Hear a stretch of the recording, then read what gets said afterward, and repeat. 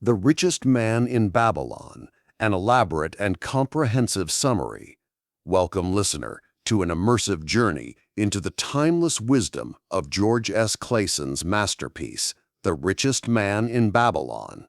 This audio presentation is not merely a summary, it is a full narration of the book's core parables, expanded to capture the depth and richness of the original stories. We will walk the dusty streets of ancient Babylon, a city of unparalleled wealth, built not on natural resources, but on the financial acumen of its people. Through the tales of chariot builders, slave traders, gold lenders, and merchants, we will uncover the universal and immutable laws of wealth. These principles are as powerful and applicable in our modern world as they were in the ancient one. Prepare to learn the secrets that can transform a lean purse into a lasting fortune. Chapter 1. The Man Who Desired Gold.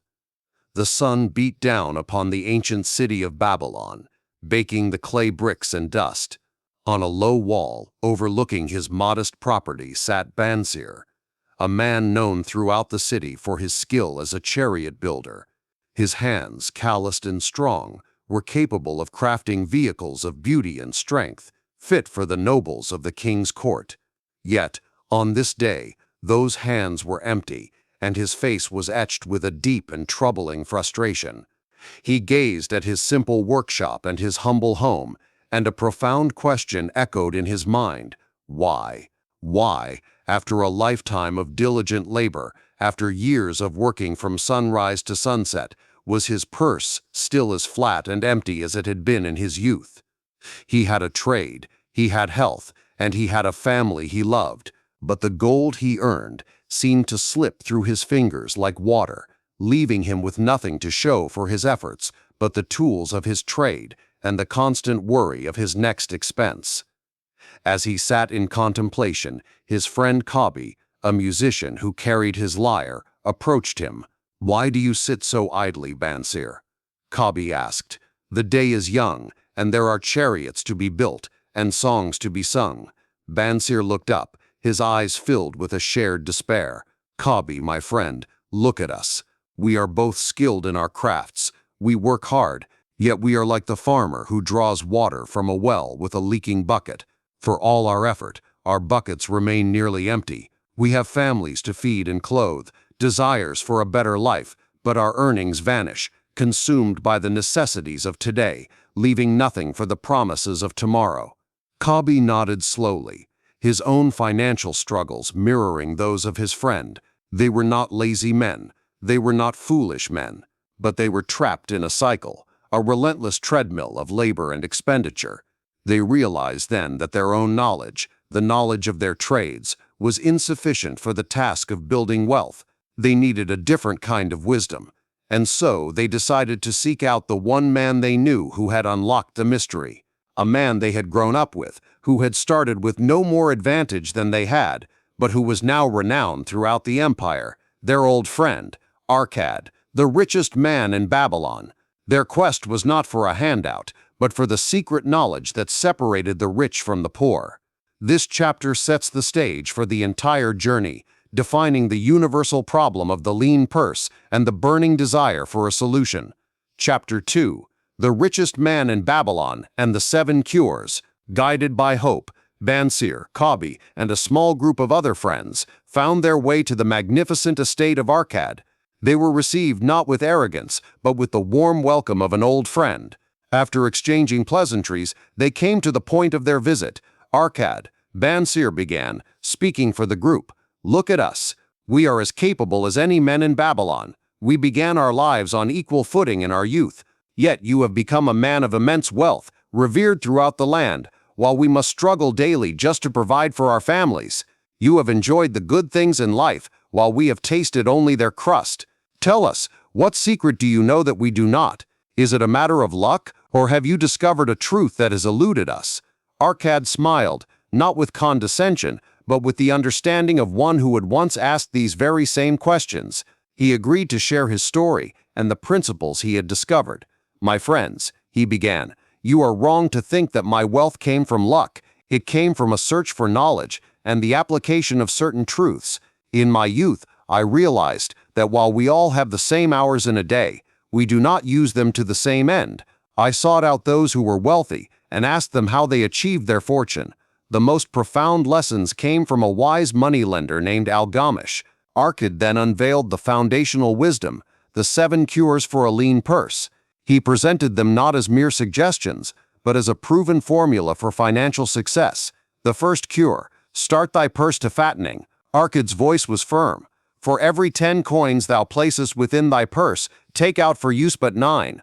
The purse that is always empty cannot grow heavy. You must pay yourself first, before you pay the baker, the sandal maker, or the tavern keeper. Save at least 1/10 of all you earn.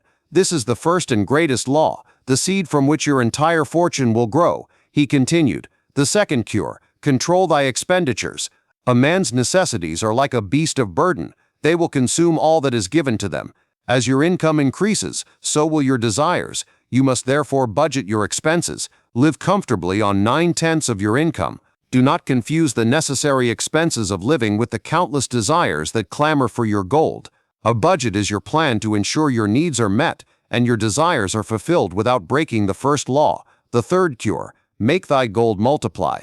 Arkad's eyes gleamed. Do not let your savings lie idle. Coins are workers. Put each coin to laboring so that it may reproduce its kind, even as the flocks in the field. Your gold must earn more gold, creating a stream of wealth that flows constantly into your purse, even as you sleep.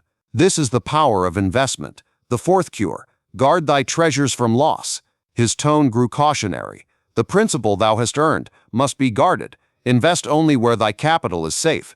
Be wary of get-rich-quick schemes or investments that promise impossible returns. Seek the advice of men who are skilled in the handling of gold. Let their wisdom protect your treasure from unsafe ventures. It is better to have a small return on a safe investment than a large return on a lost one. The fifth cure: make of thy dwelling a profitable investment.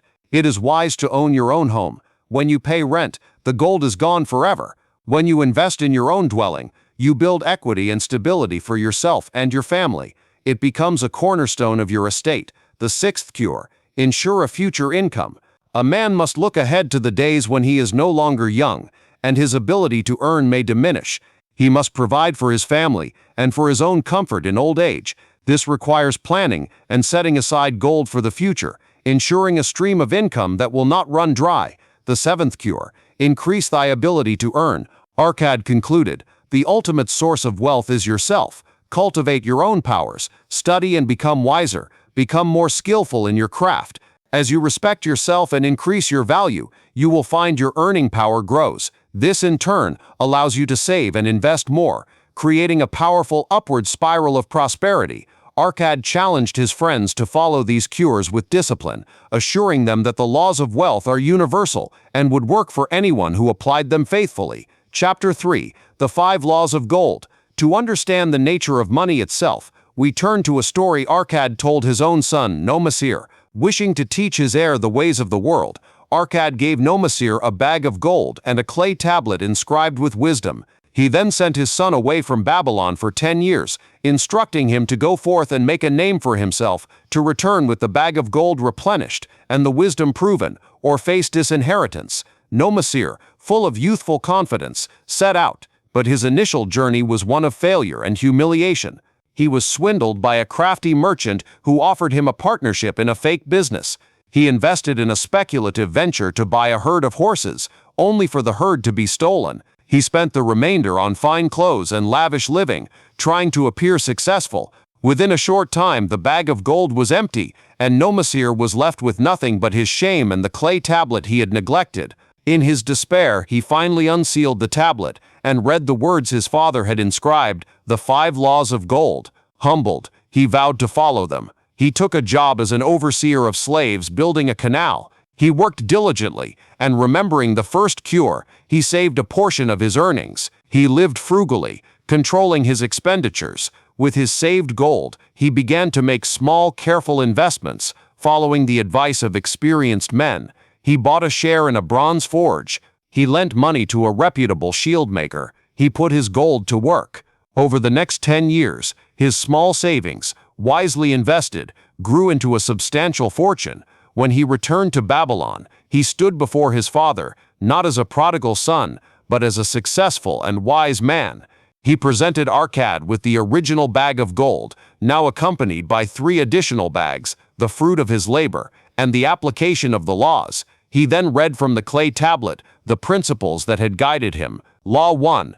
Gold cometh gladly, and in increasing quantity, to any man who will put by not less than 1/10 of his earnings, to create an estate for his future, and that of his family. This law reinforces the habit of saving, the fundamental act that attracts wealth. Law 2. Gold laboreth diligently and contentedly for the wise owner who finds for it profitable employment, multiplying even as the flocks of the field. This is the law of investment. Money is a tireless worker that, when deployed correctly, creates more wealth through compound interest. Law 3. Gold clingeth to the protection of the cautious owner who investeth under the advice of wise men. This law emphasizes prudence and the value of seeking expert counsel. It warns against reckless decisions made in isolation. Law 4. Gold slippeth away from the man who investeth it in businesses or purposes with which he is not familiar, or which are not approved by those skilled in its keep. This is a powerful warning against investing in what you do not understand. The sure thing in an unfamiliar industry is often a trap. Law 5. Gold flees the man who would force it to impossible earnings, or who followeth the alluring advice of tricksters and schemers, or who trusts it to his own inexperience and romantic desires in investment. This law targets greed and the get-rich-quick mentality. It warns that unrealistic expectations and emotional investing are the quickest paths to loss. Nomasir's story illustrates that financial intelligence, not the mere possession of gold, is the true source of wealth. Chapter 4. The Gold Lender of Babylon. The challenge of managing wealth, and the requests that come with it, is explored in the story of Rodan, the spearmaker. Rodan had crafted a particularly fine spear for the king, who in his pleasure rewarded Rodan with 50 pieces of gold, a small fortune for a craftsman. Elated at first, Rodan soon found his joy turning to anxiety. His sister came to him, pleading for him to give the gold to her husband, who wished to become a merchant and lift their family out of poverty. Rodan loved his sister, but he was also wary. He did not want to lose his hard-won reward, nor did he want to create tension in his family. Torn by this dilemma, Rodan sought the counsel of Mathon, a wise and respected lender of gold. He explained his predicament, asking, "How can I say no to my own sister? And yet, how can I be sure this gold will not be wasted?" Mathon listened patiently. Instead of giving a direct answer, he told Rodan a story. He spoke of a farmer who, upon finding a lump of gold, felt instantly rich. His neighbors, hearing of his fortune, came to him with tales of woe and requests for loans. The kind-hearted farmer lent to all who asked. Within a year, the gold was gone, and the farmer was poor again, with nothing but the resentment of those he could no longer help. Mathon then showed Rodan his system of lending. He had a series of chests, and for each loan, he required collateral, property, jewels, or goods of greater value than the loan itself. "I do not lend based on a man's need or his story," Mathon explained. "I lend based on his ability to repay. This protects my gold, and in truth, protects the borrower from taking on a burden he cannot handle." He then offered Rodan the crucial principle: "If you desire to help thy friend, do so in a way that will not bring thy friend's burdens upon thyself." Mathon advised Rodan not to simply give the gold as a gift. Instead, he should act as a prudent lender. He should ask his brother-in-law for a solid business plan. He could offer to lend a portion of the capital, requiring the brother-in-law to provide some of his own. He could structure the repayment over time. This way, Rodan would be providing help without assuming all the risk, and his brother-in-law would be invested in his own success. This chapter teaches a vital lesson in financial boundaries. It shows that mixing money with emotion often leads to loss. True assistance involves providing a hand up, not a hand out, and ensuring that the recipient has skin in the game. Chapter 5. The Walls of Babylon. The prosperity of Babylon was legendary, but it was not accidental. It was protected. This chapter uses the city's most famous feature, its immense towering walls, as a metaphor for financial defense. The story follows Banzar, a grizzled veteran soldier standing guard on the Great Wall. A massive Assyrian army lay siege to the city, its soldiers taunting those within. But inside the walls, life went on with remarkable normalcy. The markets were open, children played, and craftsmen worked. There was fear, but there was no panic. The citizens of Babylon trusted their walls, which had never been breached in 1,000 years. A young soldier, nervous beside Banzar, asked, "How can you be so calm? Their army is vast." Banzar replied with the confidence of experience, "I am calm, lad, because I trust these walls. My father guarded them, and his father before him. The walls have always held. They are strong because we maintain them. We repair every crack. We man every tower. The cost of this vigilance is a small price to pay for the security of the greatest city in the world." And Banzar was right. The Assyrian army, unable to find a weakness, eventually grew frustrated and abandoned the siege. The wealth of Babylon remained secure. The lesson is direct. Your financial wealth needs its own walls. In the modern world, these walls are not made of stone, but of prudence and planning. Your emergency fund is a wall. It is a reserve of cash that protects you from unexpected events, a medical bill, a car repair, a period of unemployment. Without this wall, a single unexpected event can force you into debt. Insurance is a wall. It is a contract that protects you from catastrophic loss, a fire in your home, a major illness, a disabling accident. The regular premiums are the maintenance cost for this powerful financial defense. Diversification is a wall. It means not keeping all your wealth in one place. By spreading your investments across different assets, you ensure that a failure in one area does not wipe out your entire fortune. Living within your means is a wall. It is the daily discipline of spending less than you earn, which prevents the slow leak of debt from eroding your financial foundation. The cost of building and maintaining these walls, the foregone spending, the insurance premiums, the time spent planning, may seem like a burden, but it is a tiny price to pay compared to the catastrophic cost of being financially exposed when disaster strikes. Chapter 6: The Camel Trader of Babylon. Perhaps the most relatable parable for many is the story of Dabasir, the camel trader. It is a story of debt, despair, and redemption. Dabasir had returned to Babylon after a long absence. He was once a wealthy trader, but through misfortune and poor judgment, he had lost everything, fallen into debt, and had even been captured and enslaved. After a daring escape, he returned to his city with nothing but a burning determination to repay his debts and reclaim his self-respect and good name. He went to the moneylender Mathon, not to borrow, but to seek advice on a plan. He asked a scribe to write down a full and honest accounting of all his debts. He did not hide from the humiliating total. Then he devised a strict and disciplined plan. He explained his plan aloud. "From my earnings as a camel driver, I will set aside 20%. This 20% will be divided fairly among all my creditors. It is a small amount, but it is a promise I will keep." He continued, "From the remaining 80% of my earnings, I will further divide it. 70% will be for my living expenses, for food, oil, and a simple robe. I will live humbly, but the final 10%, he paused for emphasis, the final 10%, I will pay to myself. I will save it. I must, for if I save nothing, I will be forever a slave to my past, with no hope for my future." Mathon, overhearing this, was deeply impressed. Here was a man who understood the principles of financial recovery. Dabasir then went to each of his creditors. Here was a man who understood the principles of financial recovery. He did not avoid them. He presented his plan honestly, showing them the written accounts and his commitment to regular payments. The creditors, seeing his sincerity and his well-structured plan, agreed.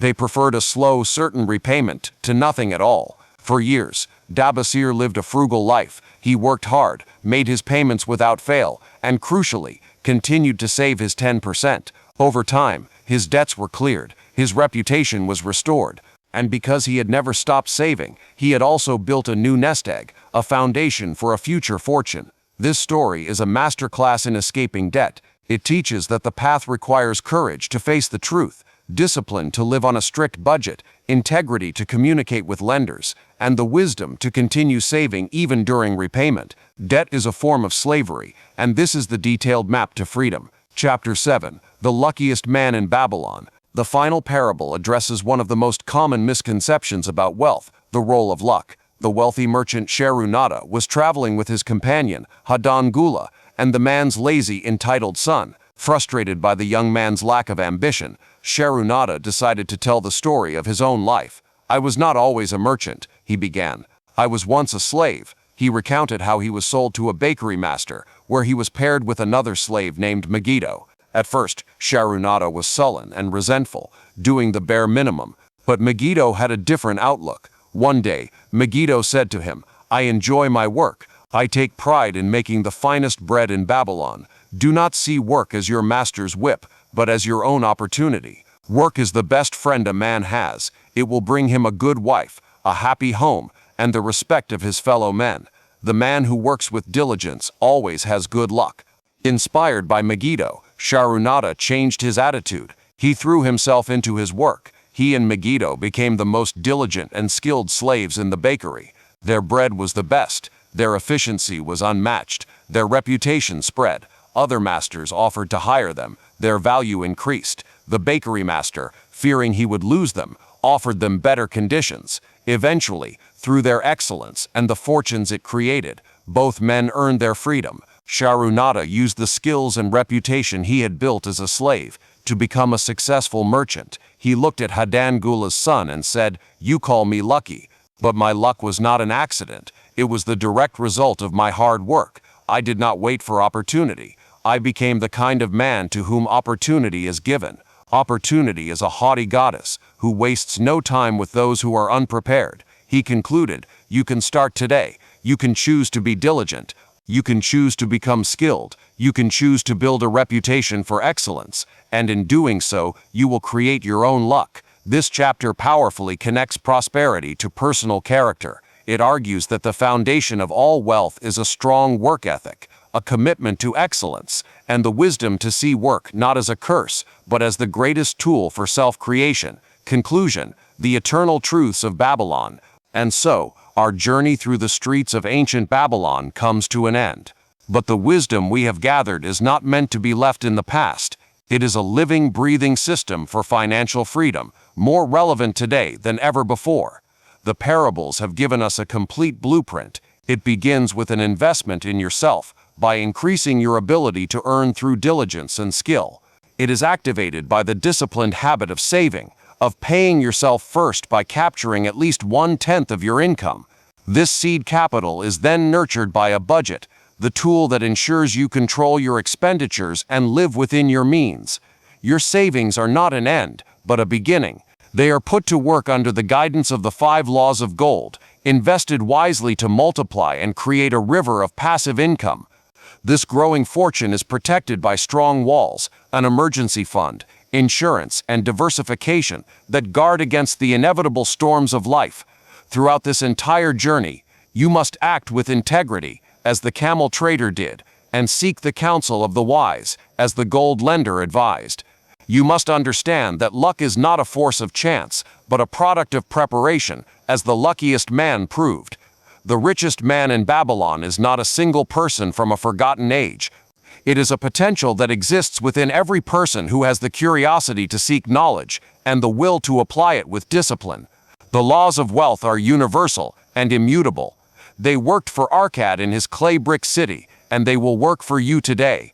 The key is to begin, to follow the path, and to persist. Let the wisdom of Babylon be your guide to a future of prosperity and peace. Thank you for listening.